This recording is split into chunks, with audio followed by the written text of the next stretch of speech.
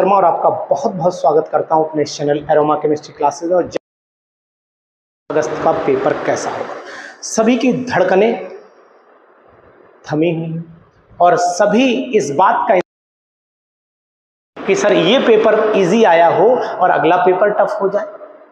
तो संभावना तो खैर कुछ भी हो सकती है, लेकिन एक बात जरूर है कि अगर एक पेपर इजी हुआ और एक पेपर बहुत टफ कर दिया, मतलब इसे मीडियम पेपर बोलते हैं, लेवल पर पेपर जाता है, और अगर पेपर बहुत हार्ड हुआ तो शायद ये आपके साथ नाइंसाफी जरूर हो।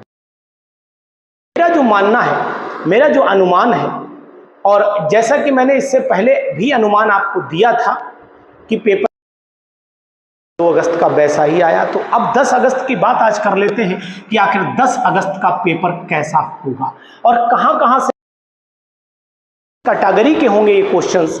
इन सब की बातें भी मैं जरूर आपसे आज इस वीडियो में करूंगा। एक एक लाइन एक एक होगा, गवाइएगा नहीं, क्योंकि हो सकता है कि आपने जो मिनट गवाया हो उसी मिनट में से क्वेश्चन आया हो, तो फिर ये खतरनाक साबित हो सकता है। तो अनुसर की बातें अभी तक तो जितनी भी बताई गई हैं सच निकली हैं।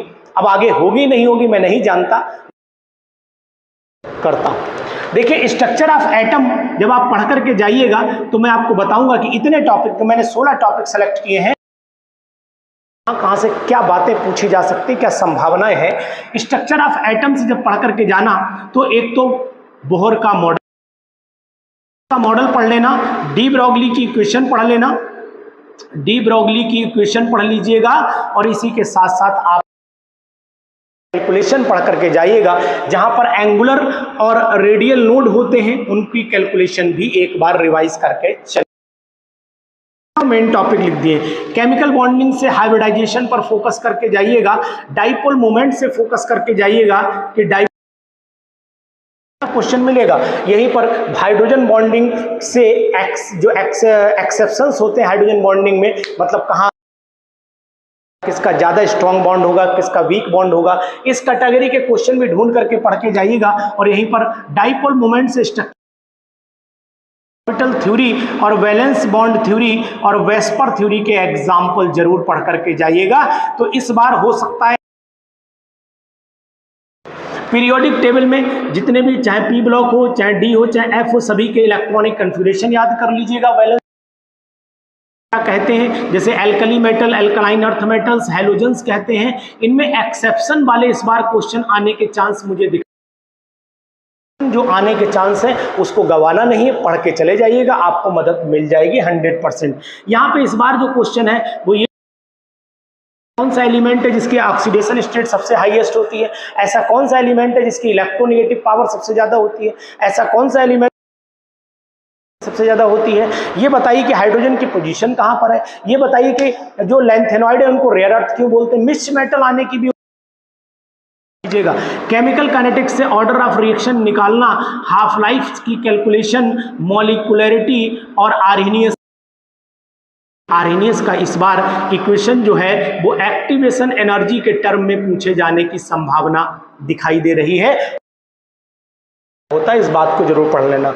इलेक्ट्रोकेमिस्ट्री में चले जाइएगा तो नस्ट इक्वेशन पढ़ लेना, और नस्ट इक्वेशन से रिलेटेड 2 न्यूमेरिकल को भी पढ़ लीजिएगा क्या होता है, और इसी के बेस पर जो आपका स्पेसिफिक कंडक्टेंस और कंडक्टेंस पर फार्मूला पढ़ के जाना, छोड़ना नहीं है। कोलरेश लॉ मुझे दिखाई दे रहा है, इस बार कोलरेश लॉ आपके पेपर में रखा हो सकता है, आप पढ़ेंगे बिल्कुल छोड़।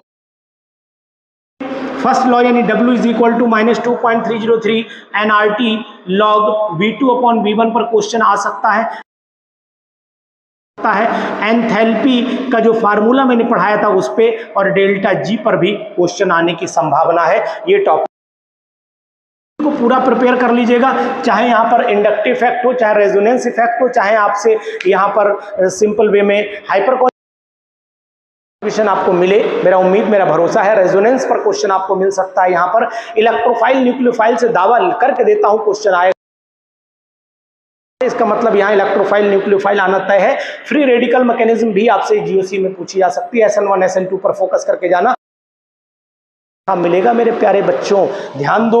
और दूसरी बात यह है कि जीओसी में एक चीज और पढ़ लेना, कार्बन इस बार नहीं आया था तो बिल्कुल मिलेगा, पढ़ लेना।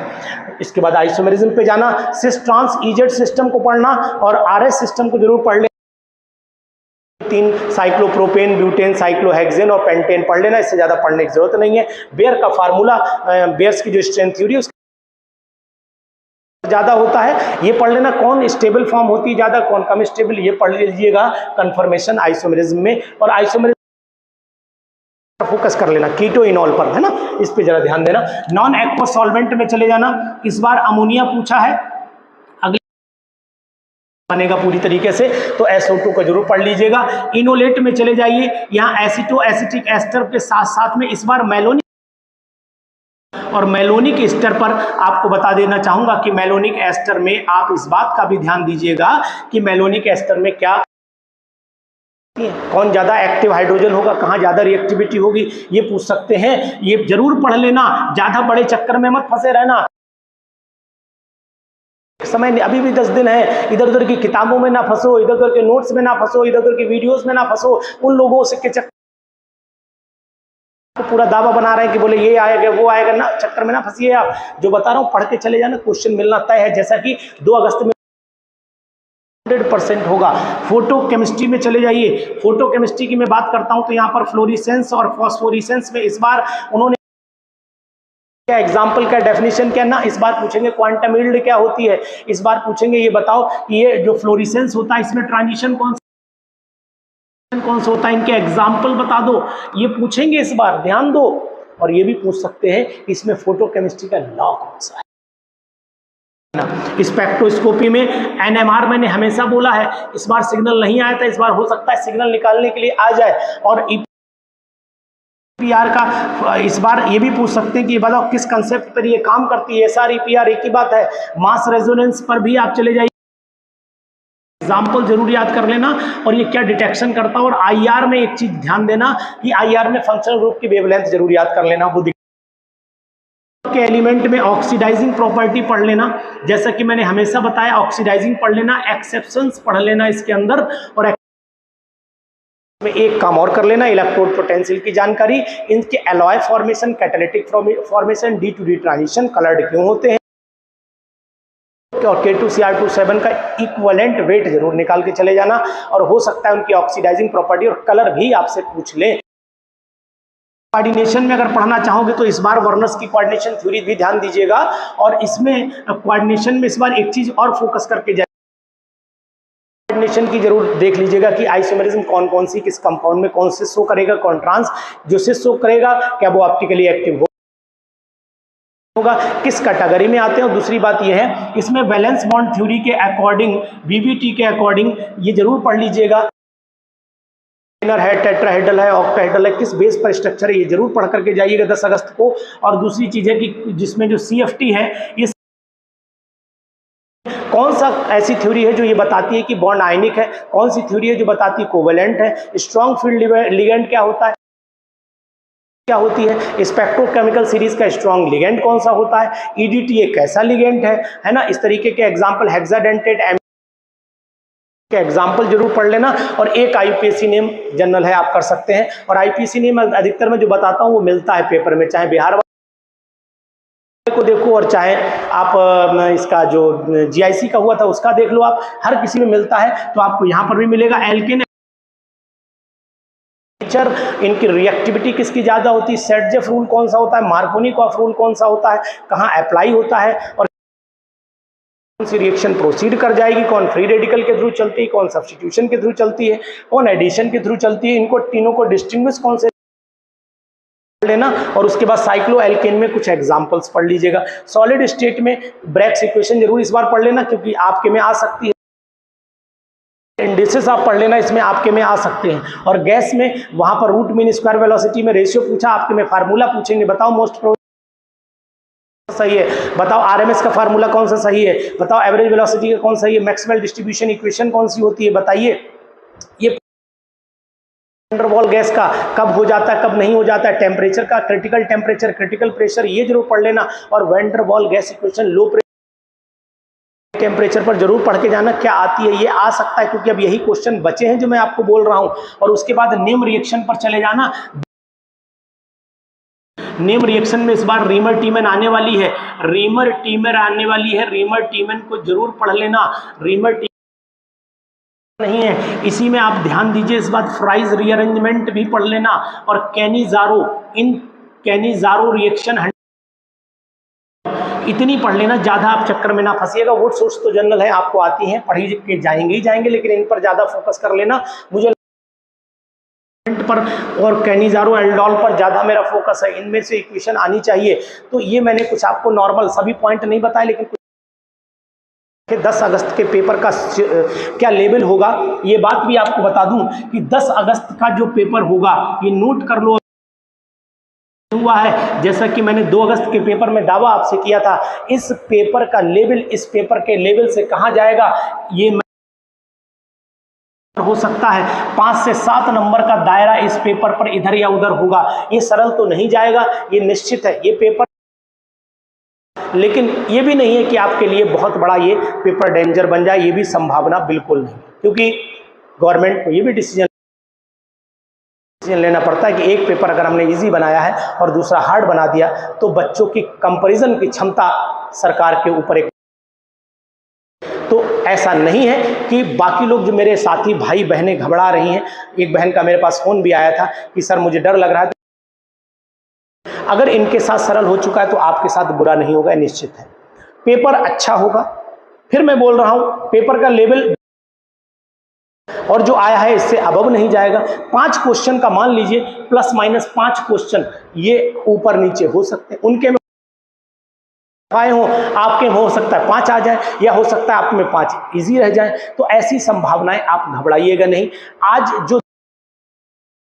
जो 2 तारीख का पेपर हुआ है उसके अकॉर्डिंग कट ऑफ मैंने बोला सर 130 के लमसम जानी चाहिए, और ये डिसीजन 10 अगस्त जा सकता है कि आखिरकार कट ऑफ क्या बननी चाहिए। एग्जैक्ट कट ऑफ जो है वो 10 अगस्त के बाद ही बताई जाएगी, जब अच्छा हो जाएगी तभी कट ऑफ बनाई जा सकती। एक पेपर से कट ऑफ नहीं बताया जा सकता है, लेकिन जो पेपर हुआ है उसके अकॉर्डिंग 116 पेपर होगा, उन दोनों की जब मर्जिंग की जाएगी तो समझ में आएगा कि आखिरकार कट ऑफ क्या होनी चाहिए। तो इसलिए घबराइएगा बिल्कुल नहीं। डिसीजन लेना ये हमारी बेवकूफ़ी कहलाई। तो इसलिए कट ऑफ अभी हम नहीं बता सकते हैं आपको, 10 तारीख के बाद हम आपको गिरने के चाहिए।